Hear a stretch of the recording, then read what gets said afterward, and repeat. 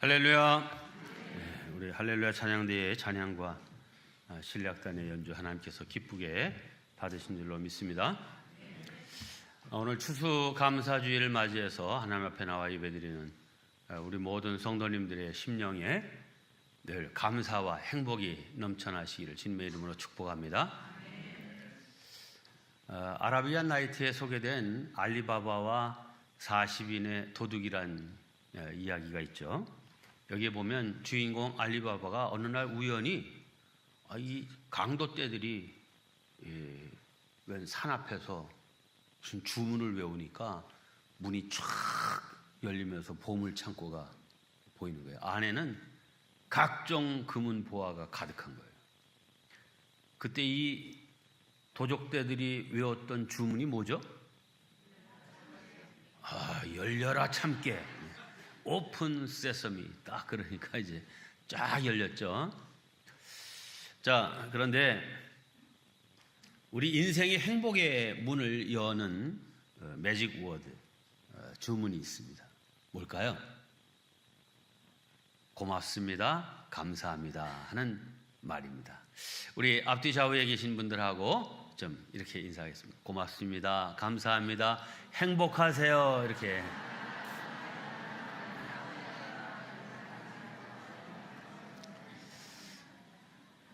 네, 오늘은 우리 교회가 추수감사주일, 보통 11월 셋째 주일이 추수감사주일로 지키는데 저희는 이제 바로 그 다음 주가 대림절, 대강절로 이어지기 때문에 좀 앞당기고, 또 사실 추수절기로 봐서는 지금이 딱 적당한 것 같아요. 그래서 11월 첫째 주일로 지키고 있습니다. 자, 이 감사절기에 늘 우리가 인용하는 말씀 가운데 하나이죠. 데살로니가전서 5장 16절로 18절까지의 말씀인데, 우리 화면을 보시면서 한 목소리로 봉독하겠습니다. 시작. 항상 기뻐하라, 쉬지 말고 기도하라, 범사에 감사하라. 이것이 그리스도 예수 안에서 너희를 향하신 하나님의 뜻이니라. 아멘. 우리 성도들이 다 암송하고 또 좋아하는 그런 구절인데, 참 뭐 익숙한 구절이긴 하지만 가만히 들여다보면 결코 쉬운 말씀이 아닌 것을 알 수 있습니다. 왜냐하면 뭐 기뻐하라, 기도하라, 감사하라 하는 그런 말은 뭐 그렇지 이렇게 생각되는데, 그 앞에 붙어있는 부사가 문제입니다. 항상, 범사에, 쉬지 말고, 이런 말이 붙어있는 것이 문제입니다. 그런데 이 말씀의 액센트는 어디에 있느냐? 이 부사에 있는 것입니다. 그러니까 하나님이 우리를 향하신 소원, 또 우리에 대한 기대는 뭐냐? 항상 기뻐하라, 쉬지 말고 기도하라, 범사에 감사하라 하는 그런 겁니다. 자, 그런데 기뻐하라, 기쁜 일이 있을 때 기뻐하는 것 뭐 당연하고 쉬운 일이죠. 기도할 일이 있고 또 편안한 마음으로 기도할 수 있을 때 기도하는 거 쉬운 일이죠. 감사한 일이 있을 때 감사한 일, 뭐 당연한 일이죠. 그런데 항상 기뻐하라, 또 기도도 쉬지 말고 하라는 거고, 감사도 모든 일에 다 감사하라는 거예요. 그러니까 어렵습니다. 사실 우리 인간은 너나 나나 환경이나 여건에 다 종속된 그런 존재입니다. 그러다 보니까 있으면 기뻐하고 없으면 슬퍼하고, 성공하면 좋아하고 실패하면 원망합니다. 그래서 이 짤막한 세 구절의 말씀이 쉽게 그래야지 라고 받아들이기 어려운 말씀인 것입니다. 하지만 이 말씀은 이거 어렵다, 이건 뭐 불가능하다 하고 그냥 넘어갈 그런 말씀이 아닙니다. 왜냐하면 이것은 우리 인생을 행복하게 하기 위한 하나님의 행복한 명령이기 때문입니다. 여러분, 우리가 하나님의 말씀을 가만히 생각을 하면 거기에 진리가 있음을 깨닫게 됩니다. 서양 격언에 이런 말이 있습니다. 제일 가르치기 어려운 산수는 뭐냐?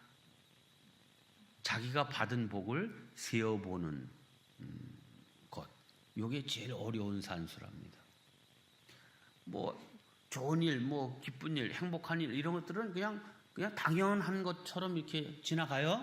그런데 어려운 일들, 괴로운 일들, 힘든 일들이 딱 부딪히면 그런 것들은 딱딱 걸리니까 이렇게 세어지게 되고 보석이 몇 번째야? 뭐 이런 생각이 드는 거죠. 그래서 받은 복을 세어보아라. 이 찬송가 가사도 있잖아요. 이 자기가 받은 복을 세어보는 것이 쉽지 않습니다. 자, 그런데 이 자기가 누리고 있는 그리고 받은 복을 세어볼 줄 아는 사람이 정말 감사할 수 있는 사람입니다. 감사를 잘 찾는 눈이 열려야 되는 거죠. 아이들을 키우다 보면 속상한 일이 많아요. 뭐 많죠. 그렇지만 그 아이 까닭에 행복한 일은 사실 더 많습니다. 부부가 함께 살다 보면 인내하고 희생해야 될 일들이 많아요. 많죠. 열받는 일도 있고. 자, 그렇지만 부부가 함께 살면서 누리는 행복이 더 큽니다. 자, 이걸 볼 수 있어야, 이 행복을 볼 수 있는 눈이 열려야, 그래야 결혼도 하고 아이도 낳고 또 행복을 누릴 수가 있습니다. 여러분, 그런데 우리가 누리는 감사할 일들, 행복한 일들은 잘 우리 눈에 띄질 않는 거예요. 잘 느껴지질 않는 거예요. 바라기는 우리 믿음의 사람들 정말 감사할 일들, 나에게 주어진 행복한 일들, 이거에 눈이 크게 띄어져서 정말 내가 이렇게 누리고 있구나, 이렇게 감사하구나. 그래서 이 감사와 행복으로 가득하고 충만함을 누리는 우리 모든 성도들 되시기를 주님의 이름으로 축원합니다. 자, 오늘 말씀은 약속에 신실하신 하나님, 약속대로 돌아오게 하신 하나님에 관한 말씀입니다. 네, 우리가 믿는 하나님은 신실하신 하나님이십니다. 신실하다라고 하는 말은 당신이 한 말, 당신이 하신 약속은 반드시 지키시는 분이라 하는 그런 뜻입니다. 오늘 우리가 읽은 본문 에스라 1장 1절을 보면 이렇게 되어 있습니다. 바사왕 고레스 원년에 여호와께서 에레미야의 입을 통하여 하신 말씀을 이루게 하시려고. 이게 무슨 말입니까? 이 에스라와 에레미야는 약 200년 정도의 차이가 나는 사람입니다. 에레미야가 훨씬 먼저 사람이고 에스라는 그 후대의 사람인데, 이 에레미야 시대에 하나님께서 이 에레미야에게 하신 약속의 말씀을 이루게 하시려고 바사왕 고레스 그를 일으켜 세우고, 그가 페르시아 바사라고 하는 나라를 일으킨 원년에 셋째 줄 바사왕 고레스의 마음을 감동시키심에 그가 온 나라에 공포도 하고 조소도 내려 이르되, 이렇게 말이 이어지고 있습니다. 자, 이 바사 페르시아는 인류 문명의 4대 발생지 가운데 하나인 유프라테스와 티그리스 강이 만나는 그 지역에 세워진 제국입니다. 이 파사 제국 바로 앞은 바벨론 제국입니다. 이 바벨론 제국은 뭐 어떻게 보면 망하기가 참 어려운 그런 강력한 이제 제국을 이루고 있었습니다. 그런데 정말 느닷없이 이 파사라고 하는 나라가 이 바벨론 제국을 무너뜨리고 파사 제국을 열게 됩니다. 그게 기원전 538년의 일입니다. 자, 이스라엘은 요 파사 제국이 일어나기 이전인 바벨론 제국에 의해서 3번 포로되어 갑니다. 마지막 왕이 여호야긴, 시드기야 이렇게 연결되는데 요 사이 약 20년 동안에 1차, 2차, 3차 포로로 끌려갑니다.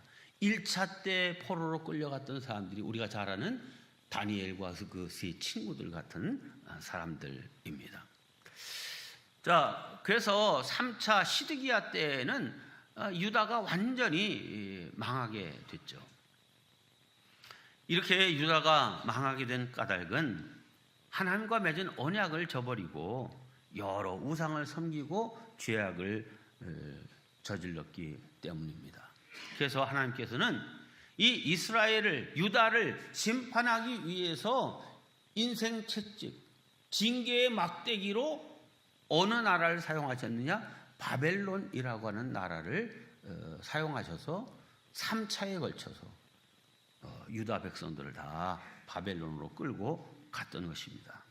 하지만 하나님의 징계는 그야말로 징계지 완전히 멸망시키려고 하는 그런 의도가 있는 것은 아니었습니다. 그 징계를 통하여 깨닫고 다시 하나님께로 돌아옴으로 그 앞으로의 미래와 장래가 복되게 열리기를 소원하는 것이 하나님의 진정한 원함이셨습니다. 그래서 그 하나님의 계획과 뜻을 선지자 에레미야에게 이미 말씀해 주셨습니다. 그것이 에레미야 29장에 나옵니다. 자, 우리 한 목소리로 봉독합니다. 시작. 여호와께서 이와 같이 말씀하시니라. 바벨론에서 70년이 차면 내가 너희를 돌보고 나의 선한 말을 너희에게 성취하여 너희를 이곳으로 돌아오게 하리라. 여호와의 말씀이니라. 너희를 향한 나의 생각을 내가 아나니 평안이요 재앙이 아니니라. 너희에게 미래와 희망을 주는 것이니라. 네. 에레미야에게 야, 너희들 내가 너희 이렇게 나를 버리고 우상을 섬기고 죄악 가운데 빠져 있어서 내가 그냥은 둘 수 없다. 너희들 징계하는데 그 징계의 기간을 몇 년? 70년 동안 너희들 포로되어 가서 고생도 하고 힘들게 하고 이 고국 예루살렘과 유다를 그리워하게 하겠다 한 거예요. 자, 그래서 오늘 본문 에스라 1장 1절에서 이렇게 나온 거죠. 여호와께서 에레미야의 입을 통하여 하신 말씀을 이루게 하시려고 누구를 먼저 세우셨다는 거예요? 고레스라고 하는 왕을 세우시고 그동안 징계의 채찍으로 쓰셨던 바벨론 나라를 망하고 페르시아 파사 제국이 일어나게 하셨다 하는 것입니다. 이걸 통해서 참 역사를 주관해 가시는 분은 하나님이시다라고 하는 사실을 우리가 분명히 보게 되는 것입니다. 그리고 이 에스라 1장 1절 말씀을 다시 보면 거기에 바사왕 고레스의 마음을 감동시키셨다. 그러니까 이 고레스가 지금 그 앞제국 바벨론에 의해서 포로되어 온 사람들, 여러분 애굽이 이스라엘 백성들을 내보내는 걸 왜 싫어했어요? 이 사람들은 다 그 나라의 아주 하층 노동 계층 아니에요? 그래서 애굽 사람들이 하기 힘든 일들 다 이 히브리인들한테 다 시키는 건데 이 사람들이 다 해방돼서 나가버리면 그 힘든 일들 누가 해요? 애굽 사람들이 해야 되잖아요. 그러니까 바로 왕이 안 내보내려고 했던 거거든요. 자, 이 페르시아 제국도 마찬가지죠. 앞선 제국이 끌고 온 사람들이지만 그 사람들 다 고국으로 돌아가게 하면 어려운 일들, 힘든 일들 누가 해? 그러니까 포로되어 온 사람들을 쉽게 내보내고 싶은 마음은 없었을 거예요. 그리고 고레스가 뭐 이전부터 여호와 하나님을 알거나 신앙을 갖고 있던 그런 사람이 아닌 거예요. 그런데 오늘 말씀을 보니까 여호와 하나님께서 이 고레스의 마음을 감동시켜서 이들을 다시 고국으로 돌려보내야 되겠다 하는 그런 마음을 갖게 하셨다는 거죠. 더군다나 고국으로 그냥 돌아가는 걸로 끝나는 것이 아니라 과거 이 유다 예루살렘에는 하나님의 성전이 있었는데 그 성전이 이 바빌론 왕에 의해서 완전히 다 그냥 이제 무너져 있었는데 그거를 다시 재건하는 일을 하도록 이제 명령을 내립니다.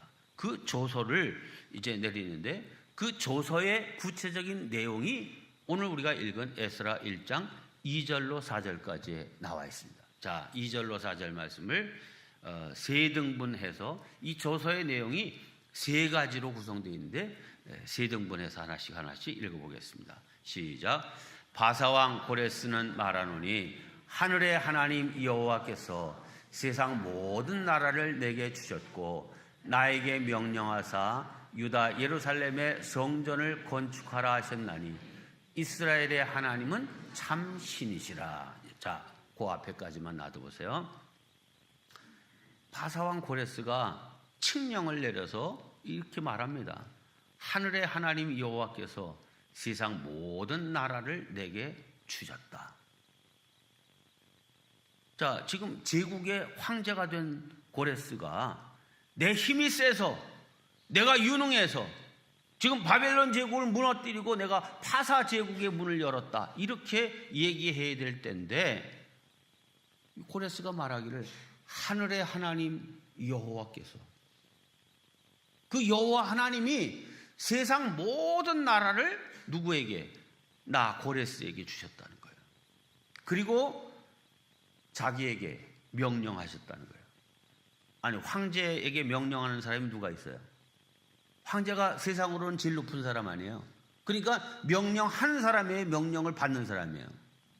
명령하는 사람이잖아요. 그런데 고레스가 고백하기를 하나님이 나에게 명령하시기를 유다 예루살렘에 성전을 건축하라 하셨다니 이스라엘의 하나님은 참 신이시라. 아니, 무슨 모태신앙인이 고백하는 신앙 고백 같지 않아요? 나만 그렇게 느끼나? 아니, 하나님을 알지도 못했던 그런 사람이 그야말로 갑자기 하나님께서 그에게 감동을 주시고 이런 신앙 고백을 하게 하시는 거예요. 자, 이어지는 두 번째. 시작. 너희 중에 그의 백성된 자는 다 유다 예루살렘으로 올라가서 이스라엘의 하나님 여호와의 성전을 건축하라. 그는 예루살렘에 계신 하나님이시라. 네. 뭐라는 거예요? 포로되어 와서 이 땅에 살고 있는 백성들 다 유다 예루살렘으로 올라가라. 해방을 선포하는 거예요. 그리고 이스라엘의 하나님 여호와의 성전을 건축하라, 재건하라 하는 명령을 내린 거예요. 자, 이제 이 고레스가 뭐 그야말로 믿음을 갖고 신앙을 갖고 있던 사람도 아니고 예루살렘에 하나님의 성전이 있는지 없는지도 사실은 모르고 거의 있었다가 무너진 거를 뭐 알게 뭐예요. 그런데 하나님이 그에게 감동을 주셔서 이 모든 일들을 깨닫게 하셨고 그 일을 하도록 명령하신 거예요. 그래서 너희들 다 올라가서 이 일을 해라 하는 명령을 내린 거예요. 그 다음 다 같이 시작. 그 남아있는 백성이 어느 곳에 머물러 살든지 그곳 사람들이 마땅히 은과 금과 그 밖의 물건과 짐승으로 도와주고 그 외에도 예루살렘에 세울 하나님의 성전을 위하여 예물을 기쁘게 드릴지니라 하였더라. 아멘. 자, 여기 지금 바벨론으로 포로되어 와서 지금 살고 있는 그런 사람들이 고레스 왕이 너희들 다 고국으로 돌아가도 좋다 해방 명령을 내렸지만 실제로 돌아온 사람들은 처음에 돌아온 사람들은 그렇게 많지 않아요. 왠고하면 벌써 이미 세월이 몇 년? 70년이라는 세월이 흐른 거예요. 요즘은 뭐 30대 중반 돼야 결혼하지만 당신은 20대에 결혼하는 시대니까 70년이면 3대가 지나는 거야. 그러니까 할아버지가 포로되어 와가지고 할아버지가 됐고 이 바벨론에서 아들을 낳고 그 아들이 또 손주를 낳은 시대만큼 지나간 거예요. 그런 이 사람들은 어디가 익숙해? 바벨론과 지금 페르시아 거기가 익숙한 거죠. 물론 자기의 고국 이제 유다와 예루살렘이 소중한 건 알지만 삶의 현실은 거기에 기반이 다 있는 거예요. 그러니까 금방 떠날 수가 없죠. 그러니까 많은 사람들이 그곳에 그냥 남아있는 거예요. 남아있게 됐는데 고레스가 뭐라고 명령하는 거예요? 너희들이 어느 곳에 머물러 살든지 이 땅 어디에 살든지 마땅히 은과 금과 그 밖의 물건과 또 이런 것들을 성전 기물들 이런 걸 다 싣고 갈 수 있도록 짐승으로 도와줘서 예루살렘에 세울 하나님의 성전을 위하여 기쁘게 드릴지니라. 그러니까 성전을 재건하라 이렇게 말만 한 게 아니라 이 일이 가능할 수 있도록 다 이 일에 협조해라. 그래서 우리가 나중에 다음 주에 살펴보겠지만 이 고레스는 아닥사스다 왕이 다 뺏어왔던 그 성전 기물들, 그 은그릇, 금그릇 이런 모든 향로 뭐 이런 것들이 다 있을 거 아니에요? 이런 것들을 싹 다 꺼내가지고 다시 다 돌려주고, 예? 또 나중에는 다리오 왕 때 가서는 각 이제 그 제국이니까 온 땅이 다 자기 나라 아니에요? 그래서 각 처에서 세금을 걷어 드리는데 이 예루살렘 근방에 있는 그 지역에서 나오는 왕에게 드릴 모든 세금은 왕궁으로 드리지 말고 전부 이 성전을 제거하는 데에 비용으로 쓰도록 다 거기 줘서 중단 없이 이 일이 되도록 해라 하는 이 명령을 내린 거예요. 야, 이게 보통 될 수 있는 명령입니까? 하나님의 역사가 참 크고도 놀랍다 하는 것을 알 수 있어요. 자, 이런 명령을 내린 모습들을 보면 야, 이게 지금 어느 날 갑자기 제국의 왕이 된 고레스의 말이 아니라 아주 오래 몇 대째 예수 잘 믿고 교회에 저기 장로님으로 섬기는 그런 분이 지금 하는 얘기 같아. 웃으라고 한 소리인데 웃지도 않고 말이야. 네. 어쨌든 하나님께서 이 모든 일이 가능하도록 사람을 세우시고 역사하시고 마음에 감동을 일으키시고 뜻을 정하게 하시고 이 일을 하신 거죠. 당신이 하신 약속을 이루어 가시는 과정인 거죠. 네, 우리 하나님은 당신이 하신 말씀을 분명하게 이루어 가시는 신실하신 하나님이신 줄로 믿습니다. 그렇지만 우리들 어때요? 그 하나님을 신뢰하고 믿고 의지하기보다는 그렇게 살지 못하죠. 자주 의심하고 인간적인 생각으로 판단하고 뭐 하나님의 뜻은 멀고 우리 생각이 가깝죠. 하나님의 말씀은 가망성이 없어 보이고 내 생각이 훨씬 더 현실적으로 보이는 게 우리의 마음인 거예요. 자, 그런데 오늘 이 역사를 주관해 가시는 하나님의 이 놀라운 일을 보면 야, 과연 하나님이시다 하는 생각이 들어요? 들죠. 그러니 이제부터라도 그 하나님, 신실하신 하나님을 믿고 따르는 저와 여러분 되시기를 주님의 이름으로 축원합니다.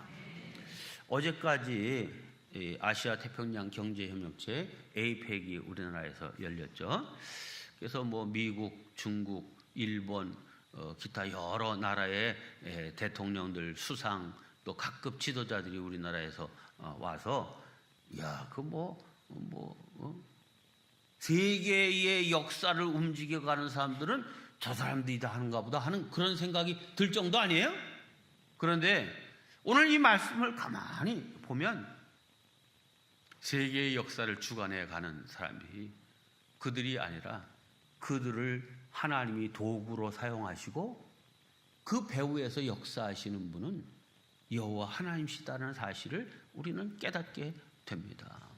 이 사실을 확실히 믿으시기를 바랍니다. 그러므로 세상에서 되어지는 일로 일희일비할 것 아니라 이 역사의 주관자 되시는 하나님의 원하심이 뭐고 하나님이 뜻하신 바가 뭐고 하나님이 이루시고자 하는 그 계획이 뭔지를 더 예민하게 관심 갖고 귀 기울이는 우리 모두가 되어야 될 줄로 믿습니다. 그런 지혜가 우리 모두에게 있기를 주님의 이름으로 축원합니다. 자, 돌아오게 하신 하나님. 이처럼 주전 538년 이 고레스 황제가 바벨론에 끌려왔던 그 모든 사람들을 다 고향으로 돌아가게 하는데 그 명령을 내린 때에는 68년째 되던 해예요. 그런데 여러분 생각해 보세요. 아까도 얘기했지만 자, 너희들 이제 오늘부터 해방 가라 그러면 그냥 바로 갈 수 있어요, 없어요? 못 가지. 어떻게 가겠어요? 이제 정리할 거 정리해야 되잖아요. 또 뭐 이런 다 정리하고 그리고서 1500km예요. 거리가 1500km인데 나중에 이제 학사 에스라가 이제 걸어오는데 만 4개월 걸렸어요. 이 걸어서 오니까. 그런데 뭐 이 많은 사람들이 짐을 갖고 막 이렇게 해서 오려고 그랬으면 뭐 한 반년 정도 걸렸을 거예요. 그래서 결국은 에레미야를 통하여 약속하신 딱 70년 만에 포로되어 왔던 유다 백성들이 고국 유다로 예루살렘으로 돌아왔습니다. 할렐루야. 참 하나님의 말씀 1.1획도 틀림없이 이루시는 놀라운 역사를 우리가 보게 되는 것입니다. 자, 여기서 다시 주목해야 될 것은 이 고레스와 같은 특별하고 탁월한 지도자를 도대체 어떻게 생긴 거예요? 그런 사람들이 어떻게 나타난 거예요? 성경을 보면 그냥 아무 하나님이 준비나 계획이 없이 그냥 있다가 딱 보니까 고레스 쟤를 써서 일하면 되겠구나 하고선 쓰신 게 아니라 이미 이스라엘 백성들이 하나님을 멀리하고 우상을 섬기고 이 유다를 좀 징계하지 않으면 안 되겠구나라고 생각하실 때부터 이미 고레스를 통하여서 다시 돌아오게 해야 되겠다라고 하는 것을 준비하고 계셨음을 성경은 말하고 있습니다. 이 점이 참 놀랍다 생각합니다. 아까 에레미야가 아모스보다는 이 에스라보다는 200년 전 사람이라 그랬는데 역시 에레미야나 비슷한 시기에 예언했던 사람이 이사야입니다. 근데 이 이사야서에 보면 이 고레스라고 하는 사람이 나타날 것을 예언했어요. 이사야 45장 13절입니다. 내가 공의로 여기서 그는 고레스를 말하 그를 일으킨지라. 그러니까 여호와 하나님이 고레스를 일으켜 세웠다. 그의 모든 길을 곧게 하리니. 아니 이 고레스가 그 막강한 바벨론을 무너뜨릴 줄 누가 알았어? 그런데 그의 길을 곧게 하신 분이 누구야? 그 일이 성취되도록 하신 분이 누구야? 여호와 하나님이에요. 그리고 그가 나의 성읍을 건축할 것이며 무너진 성읍과 성전을 재건할 것이며 사로잡힌 내 백성을 값이나 가품이 없이 놓으리라. 너희들 갈 때 다 돈 내놓고 가. 그러지 않고 다 이제부터는 너희들 자유다. 만군의 여호와의 말이니라. 할렐루야. 역사의 주관자 되시는 하나님께서 고레스와 같은 사람을 이미 200년 전부터 준비하셨다가 때가 이름에 그를 통해서 역사하셨다는 사실을 알 수 있습니다. 자, 이렇게 고레스 왕 까닭에 바벨론에 사로잡혀 왔던 이 유다 백성들이 70년 만에 고국 예루살렘으로 돌아갈 수 있게 되었을 때 그 감격이 얼마나 컸겠습니까? 그 감격이 얼마나 큰지 시편 126편에 그때의 감격을 이렇게 노래하고 있습니다. 한 목소리로 봉독합니다. 시작. 여호와께서 시온의 포로를 돌려보내실 때에 우리는 꿈꾸는 것 같았도다. 그때 우리 입에는 웃음이 가득하고 우리 혀에는 찬양이 찼었도다. 아멘. 네, 정말 그러지 않았겠어요? 네, 저와 여러분 그리고 우리 교회에 끊임없는 기도가 있죠. 바로 역사의 주관자 되시는 하나님께서 우리 민족에게도 정말 이스라엘 백성들이 꿈꾸는 것 같은 이런 해방이 펼쳐졌던 것처럼 우리 이 땅에도 평화 통일이 이루어지기를 우리가 지금 기도하고 있습니다. 강화교동도에 선교 140주년 기념으로 건립되는 평화통일 기도의 집이 지금 거의 다 지어져 가고 있습니다. 끝까지 안전하게 그리고 또 필요한 재정이 잘 채워지도록 여러분들이 기도해 주시길 바라는데 사진 몇 장을 좀 보겠습니다. 자, 저기가 이제 지금 지어진 외관 모습이고요. 그 다음 사진, 요게 안의 모습이고, 그 다음 사진, 요게 보시면 이 앞이 나팔 모양으로 이렇게 올라가 있죠. 이거는 저 안에서 기도하는 기도의 소리가 북녘 땅에도 들려지고 또 그 기도의 소원이 어디에까지 상달되도록 하나님께도 상달되어서 이 땅에 그야말로 기적적인 평화 통일이 이루어지기를 바라는 그런 마음으로 저렇게 건물을 디자인한 겁니다. 자, 이제 이달 오늘 2일인데 20날 이제 준공 예정이에요. 이제 뭐 거의 막바지에 가 있는데 이제 우리가 늘 잊지 말고 기억해야 될 것은 오늘 이 내용을 보니까 역사의 주관자는 누구시다? 하나님이시다. 그 하나님께서 이제 역사하시기만 하면 어떤 사람을 동원하시든 또 어떤 사건을 일으키시든 반드시 정말 꿈꾸는 것 같은 그런 놀라운 역사로 가능치 않을 것 같은 평화 통일이 이루어지게 될 줄로 믿습니다. 그래서 예루살렘에 와서 무너진 성전을 재건하듯이 저 북녘 땅에 무너진 교회들이 다시 재건되어 삼천리 강산에 찬양이 울려 퍼지고 끊어진 민족 정기가 되살아나고 근심으로 가득 찼던 백성들의 얼굴에 웃음이 가득하고 세계 선교와 세계 역사에 선한 영향력을 끼치는 우리 조국 대한민국 우리나라가 되도록 끊임없이 기도하는 우리 모든 성도들 되시기를 주님의 이름으로 축원합니다. 기도하겠습니다.